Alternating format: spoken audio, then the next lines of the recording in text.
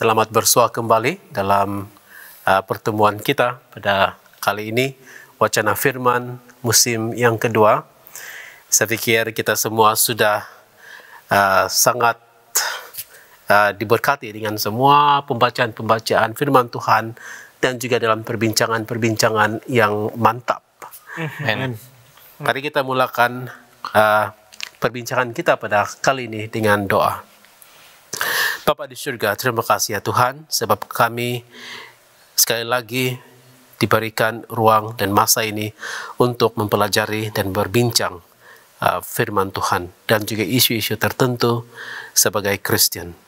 Kami serahkan masa ini dan perbincangan ini, pikiran kami kepada Roh Kudus agar dipimpin supaya kami boleh menyatakan hati kami dan juga pendapat kami sebagaimana yang dipimpin oleh Roh Kudus.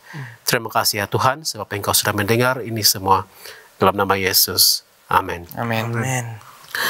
Kristen matang ataupun seorang Kristen yang bukan lagi kanak-kanak. Macam mana ini? Nah, kalau kita mengatakan Kristen, kita boleh melihat kepada seorang individu yang sudah dewasa barangkali, kan? Dan ada juga anak-anak yang juga dipanggil Kristen sebab dia daripada keluarga Kristen. Kristen. Jadi kita akan membincangkan suatu topik yang berkaitan dengan menjadi Kristen matang di sini. Jadi bila kita berpikir mengenai Kristen matang di sini, pastinya ada yang tidak matang. Ya, betul. Jadi mari kita lihat dengan apa yang ada di reality dahulu lah. Apabila kamu melihat kepada seorang kanak-kanak, seorang yang sedang bertumbuh dengan seorang yang sudah dewasa, apa bezanya apabila kita mengatakan seorang kanak-kanak dan dia adalah seorang matang, ataupun seorang yang kebudak-budakan dan seorang yang matang? Apa dalam pikiran kamu bila melihat ataupun mendengar statement sedemikian? Mungkin kalau dari minta maaf kalau kanak-kanak dan juga orang dewasa, kita boleh lihat perbezaan dia daripada cara berpikir, cara membuat keputusan, dan selalunya kanak-kanak ini dia perlu ada seseorang yang membantu dia untuk membuat keputusan karena cara berpikirnya masih belum terdedah dengan banyak hal. So kalau yang sudah dewasa pula, dia boleh memikirkan mungkin lebih, daya pikirannya lebih kuat ataupun lebih dalam, lebih orang bilang maju ke hadapan, mungkin kita boleh katakan. Dan mungkin dalam aspek penilaian baik dan buruk itu, orang yang lebih dewasa ini lebih baik di dalam hal penilaian seperti itu, baik dan buruk. Ya, itu yang saya lihat kalau secara general. Dari segi pemikiran mereka ada perbezaan antara yang masih kanak-kanak dengan yang sudah dewasa dan matang. Saya rasa kematangan itu tidak berkaitan betul dengan pencapaian, ya. Contohnya banyak orang yang sudah mencapai banyak uang, duit, popularity, apalagi ya, kekuasaan, tetapi masih juga bersikap keanak-anakan. So saya rasa kematangan itu juga tidak dilihat daripada apa yang saya boleh katakan usia, ya. Yang saya katakan ini kadang-kadang orang itu sudah berumur tapi mungkin masih juga tidak begitu matang, kelakuannya belum dewasa. Tetapi apa yang saya boleh katakan dalam kematangan ini, seseorang boleh mencapai tidak kira daripada pencapaian dia, tidak kira daripada umur dia, tetapi akan ada satu masa kalau orang itu benar-benar sudah mencapai, kemungkinan dalam umur dia 20 hingga 30, kematangan itu boleh dicapai. Ya. Saya bersetuju dengan apa? Ada banyak persamaan di antara pendapat saya dengan pendapat Pastor Ferendi tadi mengenai kematangan. Karena saya kira saya juga ingin menyentuh dalam aspek cara berpikir. Kadang-kadang kalau orang dewasa yang membuat pertimbangan, mereka akan berpikir secara menyeluruh dari segala aspek.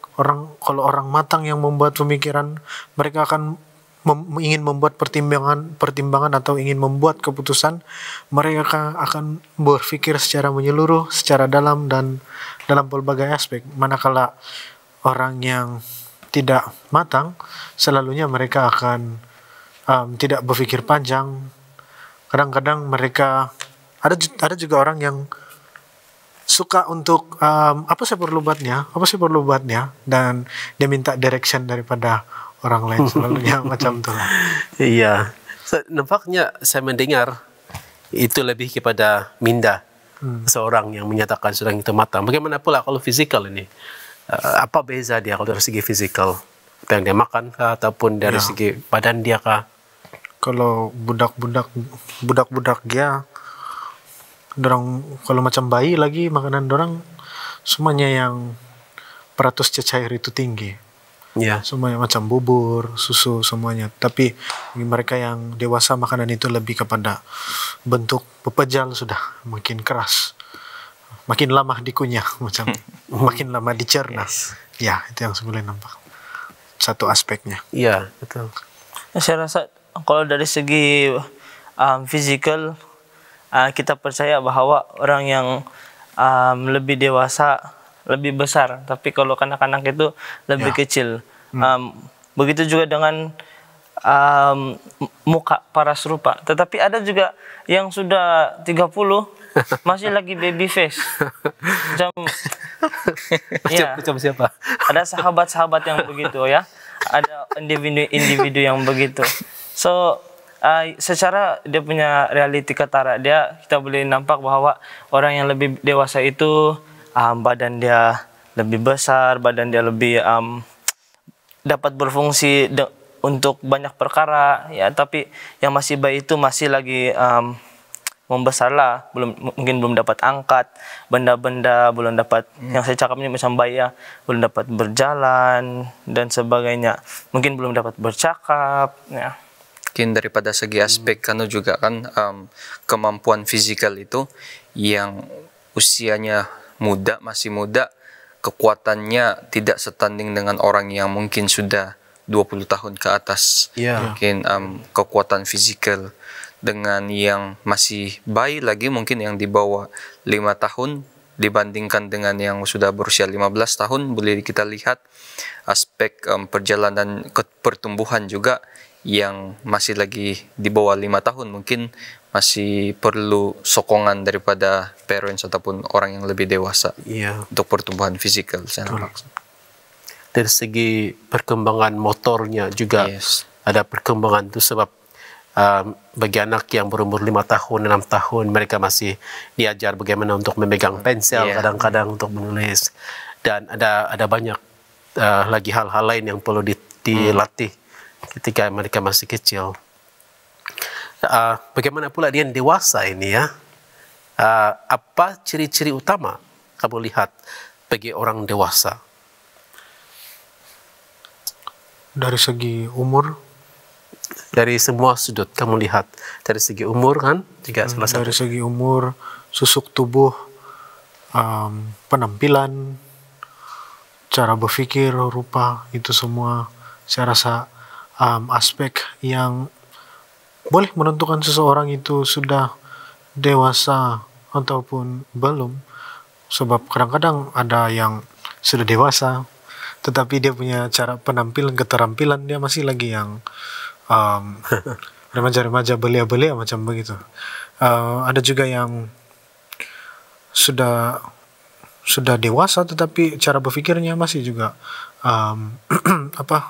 kebudak-budakan kata orang. Jadi saya mengira beberapa aspek inilah mungkin ada tambahan daripada sahabat yang lain. Dari segi cara berpikir, keterampilan, susuk tubuhnya, itu semua memainkan peranan yang penting untuk dia digelar sebagai dewasa. Ya, apa lagi bagi kamu? Apa yang bagi pada pandangan kamu, saya boleh define dia ataupun saya boleh katakan bahwa dia adalah seorang dewasa? Saya boleh katakan daripada seorang punya tanggung jawab. Ya. Ya. Jika seseorang itu lebih bertanggung jawab, tidak kira dari apapun pekerjaan dia, apapun yang dia buat, ya, terutama seorang Kristen yang berkaitan untuk menyerah hidup dan sebagainya, itu adalah saya rasa satu standard untuk mengatakan bahwa dia adalah seorang yang dewasa. Apabila seseorang itu nampaknya lebih mengutamakan dia punya macam mana dia boleh maju ke hadapan dalam kehidupan dia, lebih bertanggung jawab, saya rasa itu adalah dewasa. Seperti apa yang saudara Jeff Yunus cakap tadi, kalau kadang-kadang penampilan dia itu pun kan, ada ramai orang yang penampilan dia kelihatan dewasa, tetapi tidak tahu perangai dia macam mana. So, ada perbezaan dia lah. Apa yang saya boleh katakan adalah tanggung jawab, memainkan peranan untuk mengatakan, ataupun satu standar untuk mengatakan seseorang itu seseorang itu adalah dewasa. Maksudnya kalau pandai lari dari tanggung jawab tuh mungkin belum dewasa lagi. Ya. Mungkin dengan mengenali seseorang juga kita boleh menilai sama ada dia matang ataupun tidak. Sebagai contoh, kita tidak pergi jauh. Dr. Gerard, kalau mungkin saya tidak mendengar Anda mengatakan umur Anda berapa hari itu, saya tidak tahu yang Anda berumur begini-begini. Sebab kalau tengok dari jauh cara penampilan kelihatannya baru 35. Ya.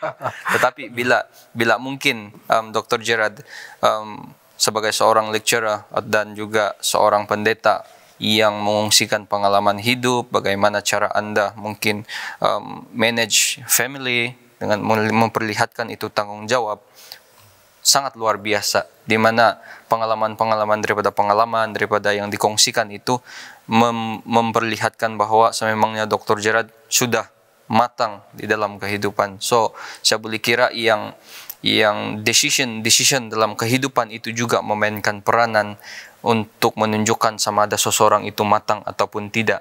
Yang mana dia melihat mana satu priority di dalam kehidupan yang harus diambil kira dan juga mampu untuk menyeimbangkan banyak hal di dalam kehidupan sendiri. Itu sangat penting saya rasa. Thank you, Pastor. Thank you for the kind words. Ada lagi satu pikir, Pastor. Seiring Pastor Firly memberi pandangan sebentar tadi, ada lagi satu yang macam tercetus di pikiran saya. Ialah orang-orang dewasa ini adalah orang-orang yang saya kira boleh mengajar, Yes. dan boleh memimpin. Ya, itu Pastor tambahan saya. Ya, menarik. Dan kalau saya menambah lagi sedikit di sini, kita boleh lebih dewasa ataupun lebih mempunyai diplomasi apabila kita berinteraksi seperti ini. Ya, walaupun kadang-kadang kalau di bilik itu kan adalah yang interaksi yang orang bilang gila-gila bila berada di bilik, tetapi maksud saya sebagai sahabat lelaki lah bersama-sama. Tetapi bila di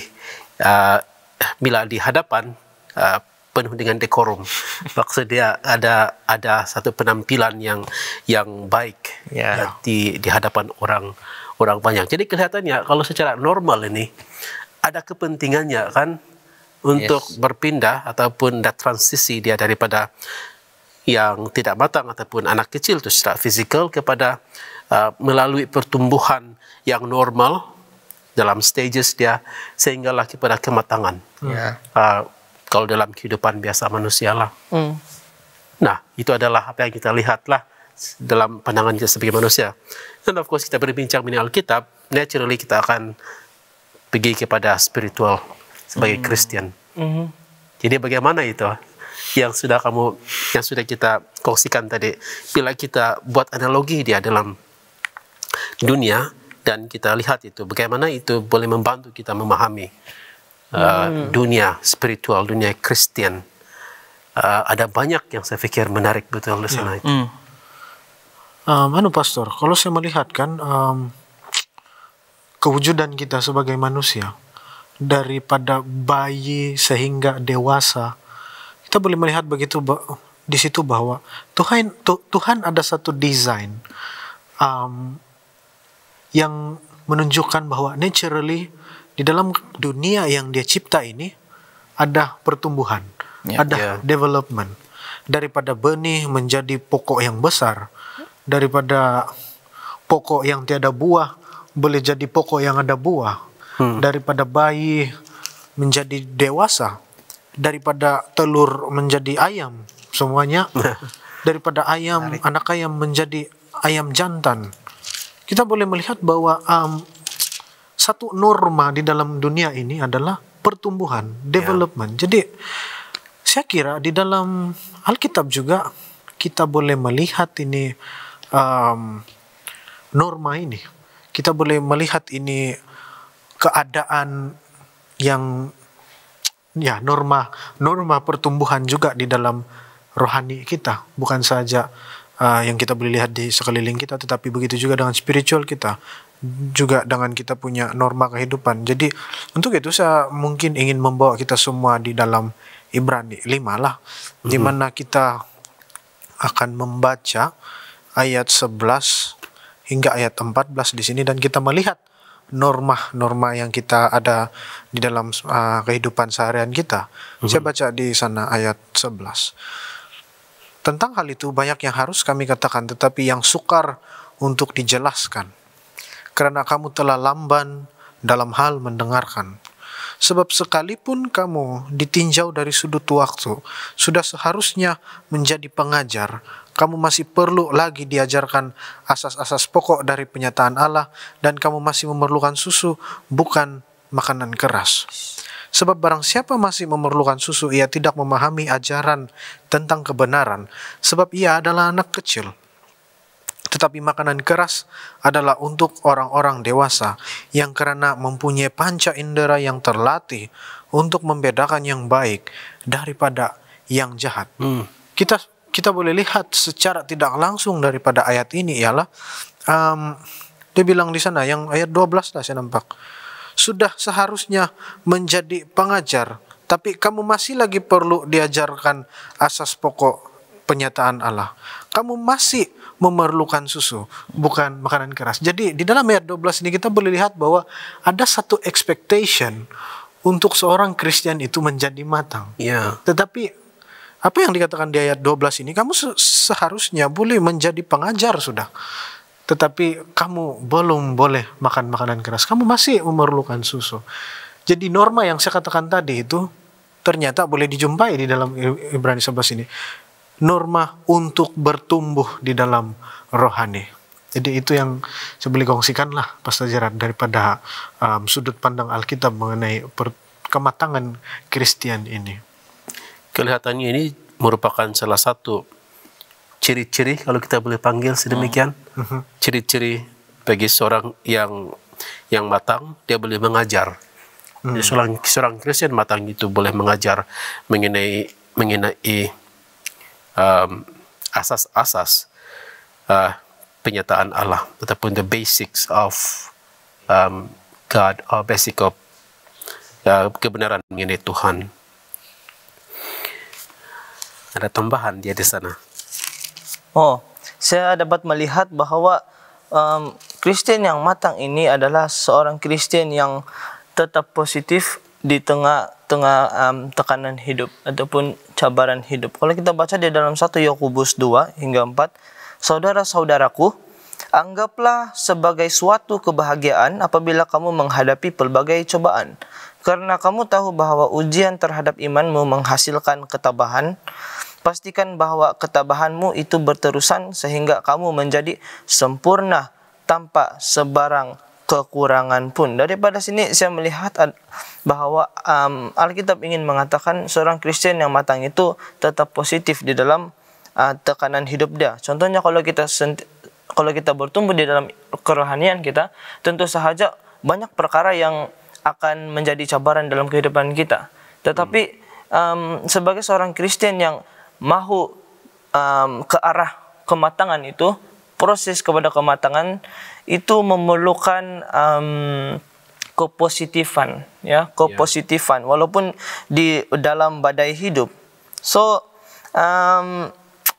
tanda kematangan diri seorang Kristen itu dapat dilihat daripada cara dia mengatasi masalah ataupun tekanan hidup dia, yang menunjukkan bahwa karakter dia jelas di sana bagaimana dia menghadapi itu. Orang yang positif tetap tenang walaupun berada di dalam tekanan ini adalah orang-orang yang sikap mereka adalah willing to learn, willingness to learn. Walaupun macam ini cabaran, oke, saya willing untuk learn walaupun saya di dalam tekanan, dalam cabaran. Tetapi orang yang negatif ketika berada dalam tekanan sentiasa panik dan lari daripada masalah, tidak willing to learn, ya, tetapi melarikan diri. So saya dapat katakan bahwa orang yang matang ini, Kristen yang matang ini, apabila menghadapi tekanan hidup, cabaran hidup, bukanlah sepatutnya tekanan hidup itu menjadi batu sandungan bagi mereka. Tetapi biarlah itu tekanan hidup yang orang Kristen yang matang hadapi menjadi batu loncatan bagi kehidupan mereka. Ya, menarik sekali di sana. Willing to learn. Kemudian boleh mengajar lagi. Ayat satu lagi, kembali kepada Ibrani juga tadi. Ada satu lagi hal di sini yang menarik bagi saya. Ibrani 5 ayat 13-14. Barang siapa masih memerlukan susu, ia tidak memahami ajaran tentang kebenaran. Perkitahan ayat 12 tadi kan, seorang anak yang masih memerlukan susu itu tidak memahami ajaran tentang kebenaran. Tetapi dia berikan ayat 14 di sana, makanan keras adalah untuk orang-orang dewasa yang karena mempunyai panca indera yang terlatih untuk membedakan yang baik daripada yang jahat. Ada kemampuan untuk membedakan yang baik dan yang jahat. Disebabkan dia sudah ada basic dia. Dia sudah mengetahui, dia willing untuk learn dan sebagainya. So kalau kita melihat kepada ini, boleh membedakan yang baik dan yang jahat. Jadi kalau yang tidak matang itu, ada tadi pula kamu sebutkan, Pastor, yang mengenai yang dia boleh make decisions dan mengetahui yang baik dan yang jahat di sana pula tadi. Dan spiritual pun seperti itu juga. Saya juga melihat sebagai seorang Kristen yang matang ini, selain daripada apa yang sudah dikongsikan oleh dua sahabat tadi, kita akan melihat hasilnya. Dan untuk menjadi Kristen yang matang ini sangat-sangat diperlukan untuk menjadi Kristen yang rohaninya dewasa. Tidak semestinya seseorang itu bertahun-tahun menjadi Kristen, dia punya kerohanian sudah matang. Dan saya juga sendiri melihat ada anggota yang baru saja menjadi Kristen, menerima Yesus. Cara berpikirnya, cara penerimaannya untuk apa saja yang berlaku di sekitarnya sangat matang, sangat baik. Dan dia boleh make decision, boleh dilihat kalau secara detailsnya dia mahu buat keputusan sesuai dengan apa yang Alkitab ajarkan. Dan ada yang sudah bertahun-tahun mengaku bahwa Kristen, tetapi masih ada sifat yang tidak sesuai dilihat sebagai Kristen di dalam dirinya. Sebagai contoh, kalau mendengar khotbah yang dia rasa striking, dia akan merajuk, tidak mau ke gereja, dan alasannya karena khotbah itu saya tidak suka sebab dia strike saya punya hati. Itu salah satu contoh pertumbuhan rohani yang tidak matang. Seharusnya seorang Kristen yang bertumbuh dengan baik, dia bertumbuh ke arah Kristus.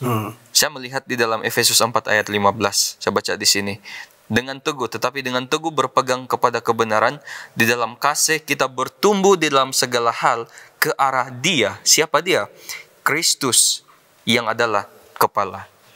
Jadi kita boleh melihat bahwa sebagai Kristen yang matang, macam mana kita boleh lihat seseorang itu bertumbuh secara matang di dalam kerohanian. Dia bertumbuh ke arah Kristus. Dia bertumbuh di dalam karakternya sendiri, dia bertumbuh dalam kasih juga. Sebab kita melihat banyak juga orang yang mengaku Kristen, tetapi kalau hal-hal kasih kita melihat, ya kita boleh nilai sendiri. Dan orang yang matang dalam kerohanian ini juga bukan hanya dilihat daripada cara tindakannya ataupun apa saja yang dikatakannya, tetapi juga cara dia berpikir. Juga jelas di dalam Kolose 3 ayat 1 hingga 2, yang mana cara kita berpikir itu sesuai dengan apa yang dikehendaki oleh firman ataupun Alkitab. Dan yang paling menarik di sini saya melihat bila seseorang itu bertumbuh secara matang dalam kerohanian, dia akan senantiasa menjadi ataupun mahu menjadi yang baru dalam kehidupan dia. Amen. Maksudnya di sini dia akan senantiasa dapat melihat sesuatu yang perlu diperbaiki di dalam diri dia, sementara menganggap ataupun mengklaim bahwa dia itu Kristen. Di dalam perjalanan hidup Kristen dia akan senantiasa dapat melihat, this is wrong, I need to change this, sesuai dengan apa yang Alkitab katakan. Sangat menarik apabila kita benar-benar membincangkan bertumbuh secara matang, mencapai tahap kematangan rohani ini. Banyak yang boleh berlaku di dalam kehidupan seseorang itu, banyak yang berubah. Sangat menarik. Adalah menjadi tanggung jawab kita. Saya pikir kita semua setuju bahwa kita tidak seharusnya berhenti ataupun stay dalam satu stage saja. Yes. Tidak boleh statik ini. Kalau Kristen dia harus bertumbuh secara dynamic di dalam kehidupan Kristen. Satu lagi yang saya terfikir pula di dalam 1 Korintus 3 itu, di mana mereka masing-masing mau membanding-bandingkan siapa yang mereka ikuti. Ada Apolos, ada Paulus, ada Yesus juga dia katakan. Tetapi Paulus katakan, kamu masih lagi minum susu kalau kamu buat begitu. Ini saya guna dalam paraphrase lah. Tapi kamu masih lagi minum susu kalau kamu masih membanding-bandingkan dan membertanding-tanding di sini. Padahal apa yang matang di sana yang dikatakan oleh Paulus itu adalah apabila kamu memahami bahwa ini adalah pekerjaan Tuhan, dan semua Paulus, Apolos itu di sini ataupun Petrus itu adalah pelayan-pelayan Tuhan yang mempunyai role masing-masing. Yeah. Dan saya pikir kadang-kadang ada dalam pelayanan juga ini pemimpin-pemimpin dalam pelayanan yang seakan-akan perlu dikonsider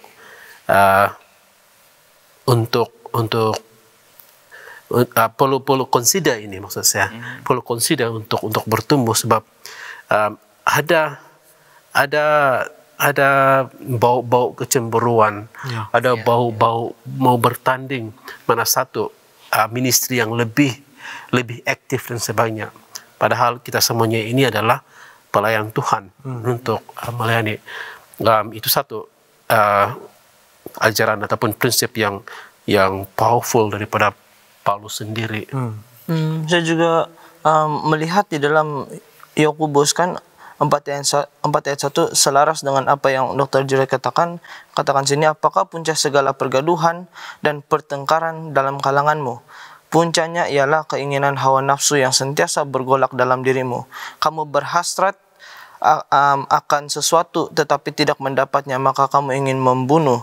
Ya, so saya melihat bahwa seorang Kristen yang matang itu adalah seorang Kristen yang suka untuk membawa kepada perdamaian, peacemaker. Yes. Dan bukan seorang yang suka untuk buat troublemaker. Contohnya macam yang situasi tadi, apabila orang itu bergaduh dan mereka menjatuhkan satu dengan yang lain. So seorang yang matang itu biasanya cenderung kalau melihat ada konflik yang berlaku, mereka mahu untuk mendamaikan, ya. Tetapi ada dua perkara yang membahayakan. Apabila seseorang itu tidak matang. Yang pertama adalah sikap ego. Apabila seseorang itu mempunyai sikap ego, pemikiran dia hanya memikirkan tentang kepentingan dirinya sendiri dan tidak mementingkan kepentingan orang lain, maka konflik itu terus terjadi dan berterusan. Dan dalam masa yang sama juga orang yang tidak matang ini, Kristen tidak matang suka menghakimi orang lain. Ya, so apabila penghakiman itu, saya mau cakap apa? Apabila seorang itu judge orang lain, dia kelihatan seolah-olah seorang yang tidak matang, Kristen yang tidak matang. Ya, so dalam situasi kita pun begini juga pada hari ini.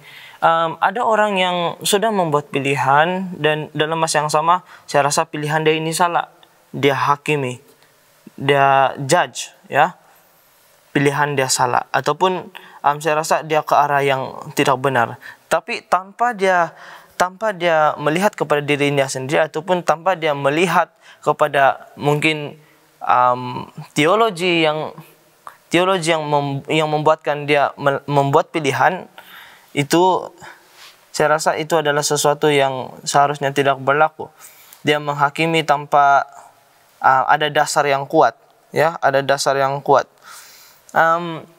Apa yang saya ingin sampaikan adalah seorang Kristen yang matang itu seharusnya seorang yang membawa kepada perdamaian. Contohnya, kalau ada seseorang itu yang mungkin tidak memahami Alkitab dengan benar, janganlah seseorang itu terus kena hakim, ya, ataupun disebabkan ada ego yang tinggi, saya lebih mengetahui tentang kebenaran ini, saya lebih mengetahui tentang ayat ini, tentang passage ini, lalu dia menghakimi orang itu, kamu tidak tahu, sehingga kan seseorang itu boleh meninggalkan gereja disebabkan hal yang dilakukan oleh individu tersebut. So apa yang boleh dilakukan adalah daripada seorang Kristen yang matang adalah seorang yang membawa kepada peacemaker. Biarlah apa yang dia perbuat itu bukan sahaja dapat membantu orang itu yang tidak mengetahui, mungkin di dalam Alkitab ataupun di dalam membuat pilihan, ya, antara kebenaran, mungkin kalau pastor faham maksud saya, biarlah orang itu tidak kena judge, tapi berusahalah untuk membantu orang itu. Thank you.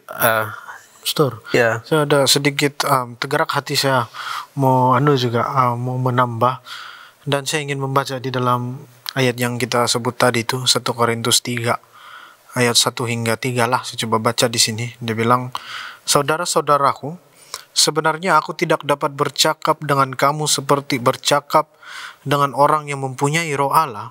Aku terpaksa bercakap dengan kamu seperti bercakap dengan orang yang masih dikuasai keinginan duniawi, atau seperti bercakap dengan orang yang masih kanak-kanak dalam kepercayaan mereka kepada Kristus. Ayat 2, dahulu aku memberi kamu susu, bukan makanan orang dewasa, karena kamu belum sedia menerimanya. Tetapi sekarang pun kamu masih belum dapat menerima ajaran yang lebih dalam. Ayat 3, karena kamu masih hidup menurut tabiat manusia. Apabila kamu iri hati dan saling bertengkar, bukankah hal itu membuktikan bahwa kamu hidup menurut tabiat manusia seperti orang yang tidak mengenal Allah? Pastor Perenli mengatakan tadi, kematangan Kristen itu adalah satu indikasi yang kita bertumbuh ke arah Kristus. Dan apabila kita membaca 1 Korintus ayat 3, 1 Korintus pasal 3 ayat 1 hingga 3, kita boleh melihat di sini bahwa seseorang itu tidak akan jadi matang kalau mereka masih mengikut tabiat manusiawi, dia bilang Paulus. Saya terpaksa bercakap dengan kamu macam kanak-kanak lagi, sebab kamu masih hidup menurut tabiat manusia, dia bilang sana. Kita boleh lihat itu dengan jelas di ayat yang ketiga. Apabila kamu iri hati, saling bertengkar, itu semua tabiat-tabiat manusia yang tidak mengenal Allah, dia bilang. Sebab manusia yang mengenal Allah seharusnya tidak iri hati antara satu dengan yang lain, tidak bertengkar antara satu dengan yang lain. Jadi ada satu penjelasan di sini rupanya yang kita boleh lihat bahwa seseorang yang matang itu adalah seseorang yang tidak menurut kehidupan manusiawi, tabiat-tabiat negatif manusiawi. Seseorang yang matang itu adalah seseorang yang bertumbuh kepada Kristus, yang hidup sesuai dengan perwatakannya yang mengenal Allah. Jadi itu yang saya kira kontras di sinilah di antara matang dengan tidak matang. Iya. Di dalam kekristianan kita. Ya, menarik, powerful. Saya melihat juga bahwa bila kita setuju bahwa kematangan rohani ini harus ada pada setiap Kristen. Kenapa? Karena apabila seseorang itu tidak matang dalam kerohanian dia, saya tidak tahu kalau kamu bersetuju, tetapi bila seseorang itu tidak berusaha untuk menjadikan hidup rohaninya menjadi matang, dia seolah-olah selesa dengan kehidupan dia yang sepertinya tidak ada perubahan dalam itu stage. Dia selesa dengan apa yang dia ada mungkin, apa yang dia alami ketika itu. Dan mungkin juga dalam masa yang sama, karena dia tidak matang, dia tidak berusaha untuk memperbaiki apa yang dia nampak perlu diperbaiki. Mungkin dia rasa ketidakmampuan dia di sana, ataupun keberatan hati untuk membuang sesuatu itu yang seharusnya dibuang untuk mencapai kematangan rohani. Dalam kata yang lain, dia suka apa yang dia alami, dia di dalam apa dia punya istilah comfort zone. Ya, comfort zone dia. Dan dia berpikir bahwa kalau saya ubah ini untuk mencapai standar yang Alkitab sudah katakan, saya mungkin tidak akan rasa ini lagi. So biar saya di sini juga, as long saya Kristen. Dia mengikuti. Iya, sangat bahaya. Tapi bukankah apa yang dikatakan oleh Petrus, oleh Paulus, dan juga oleh penulis Alkitab yang lain itu harus keluar daripada comfort zone, kan? Yes. Daripada pengetahuan ini kepada pengetahuan selanjutnya, dan dia terus bertumbuh, ditambah-tambah seperti yang dikatakan oleh Petrus juga, kan? Di dalam mana itu 2 Petrus 2 Petrus 1 ayat 5, kan? Karena itu kamu harus dengan sungguh-sungguh berusaha untuk menambahkan kepada imanmu kebajikan. Nah, kalau kamu setakat kebajikan saja, kamu selesa. Tetapi dia katakan tambah kepada kebajikan itu pengetahuan, dan kepada pengetahuan penguasaan diri, ketekunan, dan kepada ketekunan tambahlah kesalehan, dan kepada kesalehan tambahlah kasih akan saudara-saudara, dan kepada kasih akan saudara-saudara, kasih akan semua orang. Yang 2 las itu kan, kasih akan saudara-saudara itu menggunakan 2 perkataan Yunani yang berbeza. Yang pertama itu adalah philia, kasih kepada saudara-saudara. Tetapi jangan berhenti di situ. Dia katakan kasih akan semua orang, dengan menggunakan perkataan agape. Tapi dia bermula dengan iman, dan dari sana lah kehidupan Kristen itu, kita mengimani, kita mempunyai iman kepada Yesus, kita diselamatkan oleh kasih karunia melalui iman kepada Kristus Yesus. Bermula di sana kita bertumbuh dalam kehidupan kita juga. Dan dalam Ibrani, saya pikir itu sebab kenapa dikatakan di sini. Sebab itu marilah tinggalkanlah asas-asas pertama, ayat Ibrani 6 ayat 1. Marilah tinggalkanlah asas-asas pertama dari ajaran tentang Kristus dan beralih kepada perkembangannya yang penuh. Dia memberikan satu solusi. Kalau stay saja satu tempat, satu kedudukan itu, kita tidak akan dapat menjadi seorang pelayan yang sepenuhnya. Dan kalau begitu statik sahaja, maka dari segi rohani juga kita tidak dapat berkembang. Tinggalkan itu, dia katakan. Saya juga percaya bahwa seorang Kristen yang matang itu adalah seorang Kristen yang seperti saya katakan tadi, willing to learn. So apabila seorang Kristen itu willing to learn, ada 4 yang saya boleh katakan asas untuk tetap bertumbuh, yaitu doa, pembelajaran Alkitab, lepas itu apply apa yang kita sudah pelajari, dan selepas itu kita share kepada orang lain. So saya rasa seorang Kristen yang matang itu dia bukanlah seorang yang sepatutnya apabila dia dengar sesuatu itu menjadi penerapan yang inilah yang betul ini yang betul ini. Tetapi seorang Kristen yang matang itu seharusnya dia ada itu tanggung jawab dia sendiri untuk mempelajari Alkitab. So dalam mempelajari Alkitab, biasanya kita ini ada biblical hermeneutics dan sebagainya, dan kita ada juga cara untuk mempelajari Alkitab, ya, basic untuk mempelajari Alkitab. So Kristen yang matang adalah Kristen yang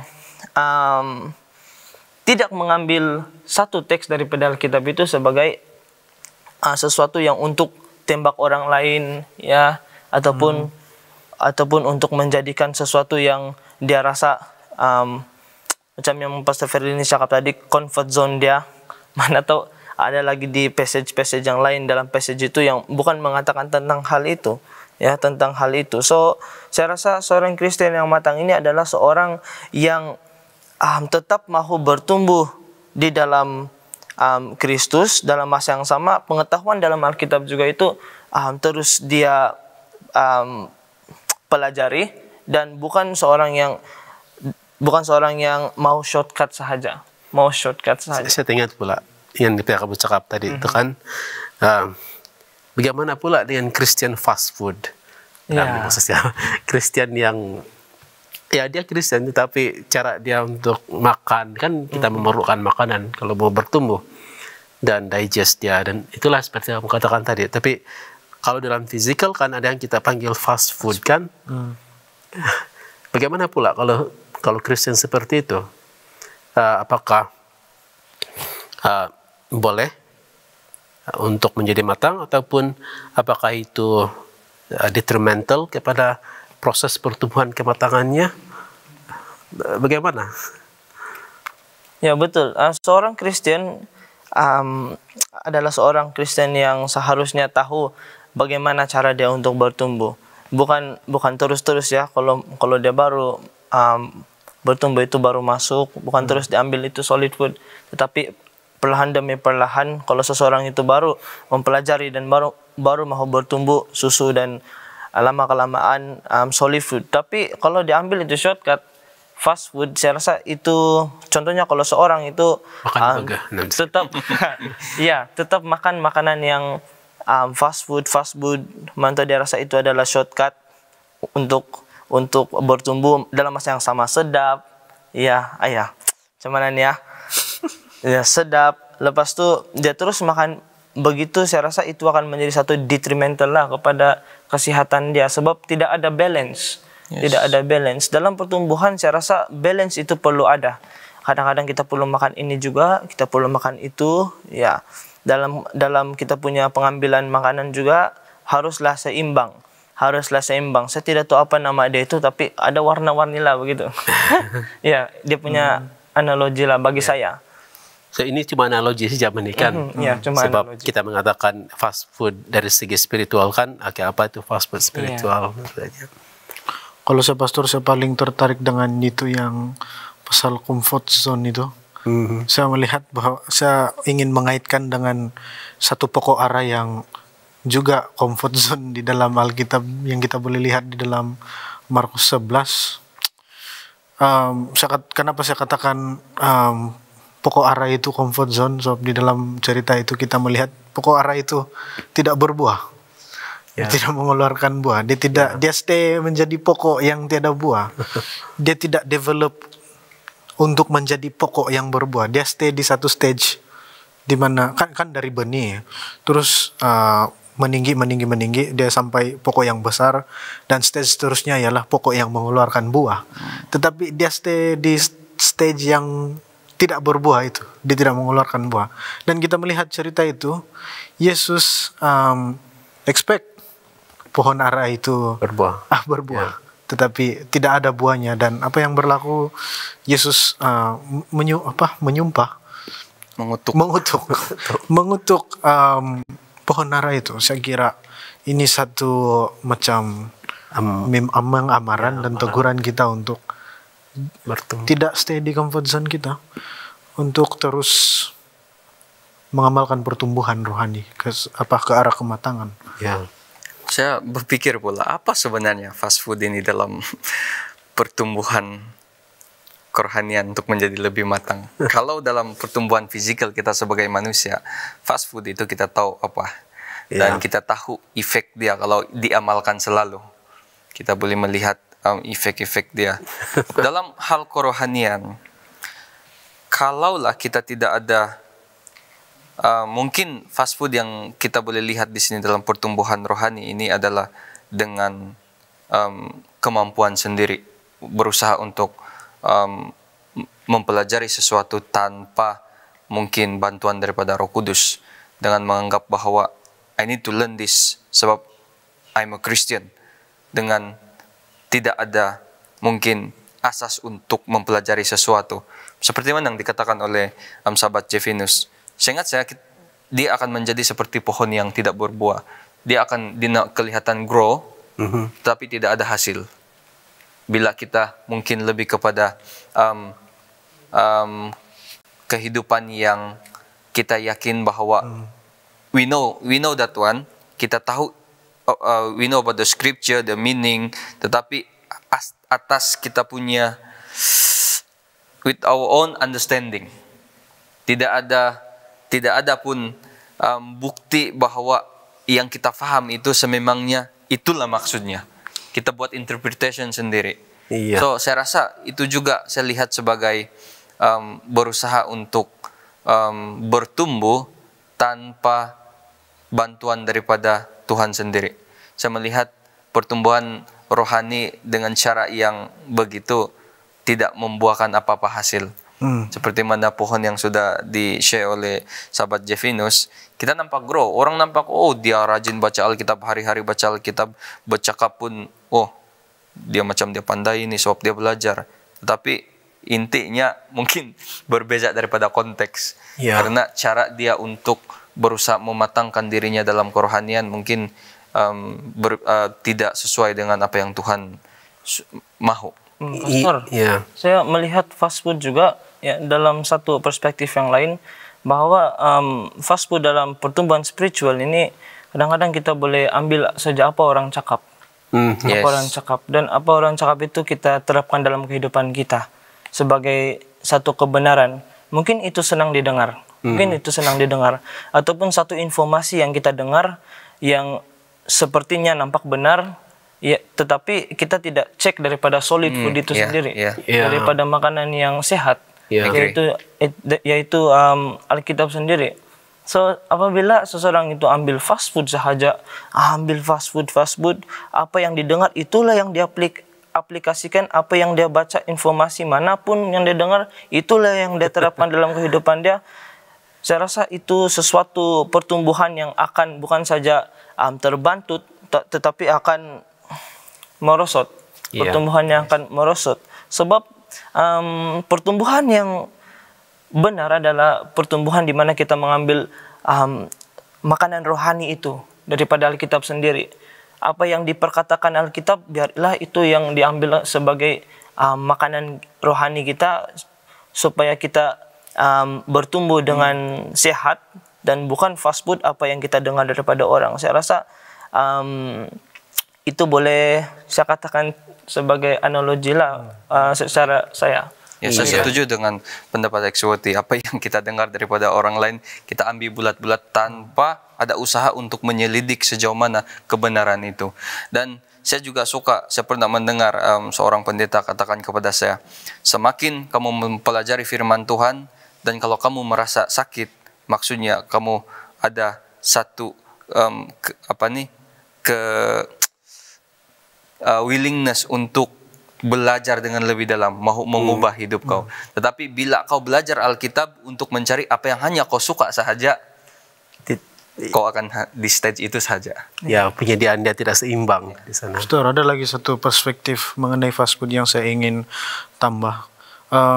Saya kira fast food itu dia ada kaitannya juga dengan comfort zone, di mana kita tahu yang itu adalah satu yang tidak baik, tetapi kita terus mengambilnya karena kita ingin stay di comfort zone, kita tidak mau ubah dia. Jadi saya kira itu sedikit perkaitan yang boleh dilihat juga lah. Iya, kalau kita kumpul ke semuanya nih, fast food yang disediakan dengan shortcut dan tanpa mencek ataupun memeriksa daripada Alkitab itu sendiri, seperti orang Berea itu kan, walaupun Paulus mengajar seorang yang powerful, tetapi mereka masih lagi mengambil inisiatif dan masa dan usaha untuk memeriksa Alkitab. Dan saya pikir di sanalah kita boleh lakukan untuk sebagai Kristen untuk terus bertumbuh kita bukan main internet exegesis. Ya. Kan di internet itu ada banyak sekali maklumat-maklumat tertentu yang lalu. Kalau kita baca dan kita periksa Alkitab apakah itu benar, maka itu adalah baik. Tetapi kalaulah itu hanya membuatkan kita lebih menjadi bukan Kristen contohnya, saya pikir kita kena hati-hati untuk memeriksa ataupun membaca internet. Kita panggil internet exegesis. A kind of irony ataupun sarcasm di sini, tetapi saya pikir kita harus put all the effort untuk menjadi Kristen yang matang. Amin. Terima kasih semua. Sangat-sangat diberkati dan sangat-sangat banyak pengetahuan dan juga insight yang telah kita pelajari bersama daripada pertukar-tukar pendapat di sini. Puji Tuhan. Mari kita tutup dengan doa oleh Saudara Ekswati. Oke, mari kita berdoa. Ya Bapa yang bertakhta dalam kerajaan syurga, Tuhan, kami begitu berterima kasih dan rasa bersyukur atas peringatan untuk kami bahwa untuk menjadi Kristen matang ini tiada shortcut dan kami harus sentiasa bertumbuh karena ini adalah satu proses dalam kehidupan kami. Biarlah apa yang telah kami pelajari Tuhan, biarlah kami tidak stay dalam comfort zone kami, tetapi kami sentiasa akan mahu maju ke hadapan. Biarlah kebenaran-kebenaran yang ada dalam Alkitab bukan menjadi batu sandungan dalam kehidupan kami, tetapi batu loncatan yang mana kami mahu bertumbuh di dalam iman kami. Saatnya Tuhan, kami mahu menyerahkan doa ini di dalam tangan-Mu, dalam nama Yesus, Juru Selamat dan Penebus kami semua. Amin. Amin. Amin.